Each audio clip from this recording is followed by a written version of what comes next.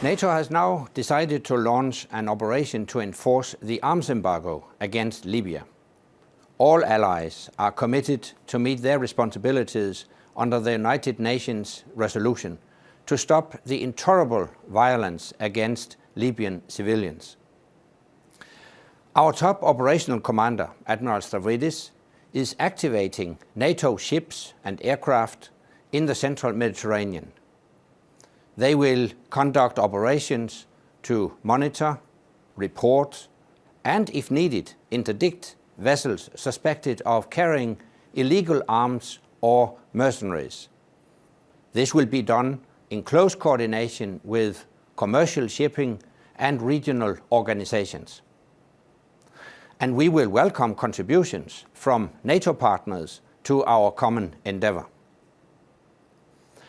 At the same time, NATO has completed plans to help enforce the no-fly zone, to bring our contribution, if needed, in a clearly defined manner, to the broad international effort to protect the people of Libya from the violence of the Gaddafi regime. NATO violates United Nations resolution weapons embargo on Libya.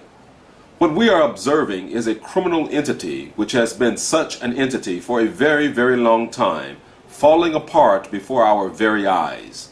The United Nations Security Council resolution applied an arms embargo against Libya. The Libyan government has not received arms since the start of the assault by NATO upon the Libyan people.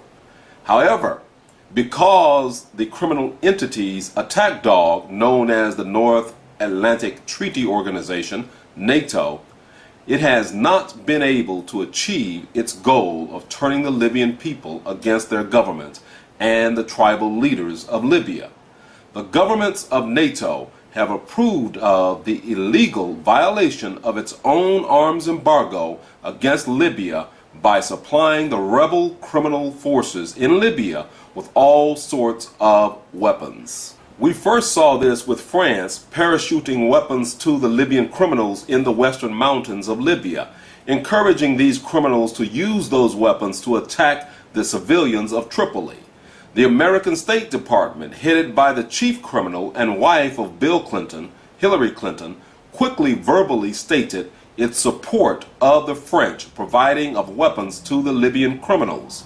The military head of NATO stated that NATO is abiding by the arms embargo and that it was the sole decision of France, not NATO's, to provide those weapons to the criminal rebels in the western mountains of Libya.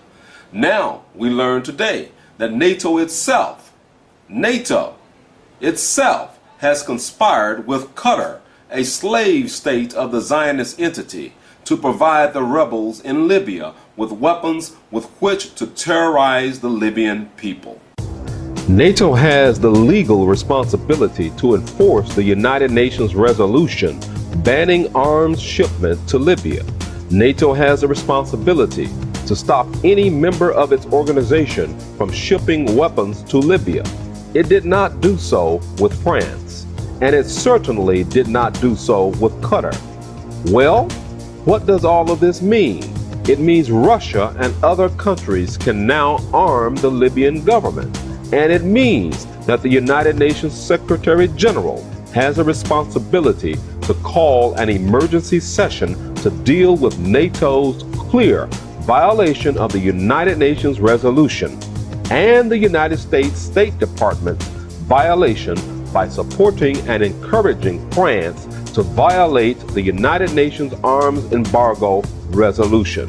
We demand that the African Union call an emergency session with the United Nations Secretary General Ban Ki-moon and that Russia and China do the same. If the United Nations Secretary General refuse and/or the United States, Britain, or France block this emergency meeting, the African Union, China, and Russia must seriously contemplate leaving the United Nations because it has clearly become what the League of Nations was. The world does not need a group of nuclear-armed nations running amok in Africa, bombing and killing under the pretense of saving lives and as they threatened Syria.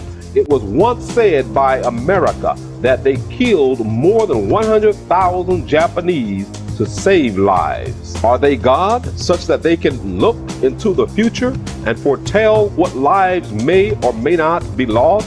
Here is the ABC report of Libya's government's press secretary showing the evidence of the weapons taken from the rebels, which had been provided to them by Qatar, a member nation of the Arab League, which voted for the military actions now being carried out against a member of the African Union, Libya, a non-member of the Arab League.